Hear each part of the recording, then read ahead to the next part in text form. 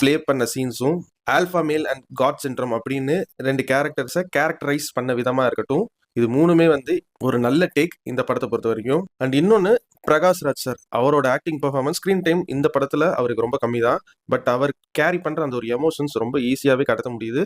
And அவரை வச்சு ஒரு சீன்ல வந்து ஷெர்வானி எல்லாம் போட்டு வருவாரு. நம்ம அப்பாவுக்கு ஒரு ஷெர்வானி போட்டு வந்தா எப்படி இருக்கும் அப்படிங்கிற மாதிரி அந்த எமோஷனை, அப்பாக்கள் மேல பிரியம் கொண்ட மூவி லவர்ஸ்க்கு அந்த எமோஷனை ட்ரிகர் பண்ணி விடும் அந்த இடத்துல. தனுஷ் சொல்றேன், அவரை பத்தி கடைசியில சொல்றேன்.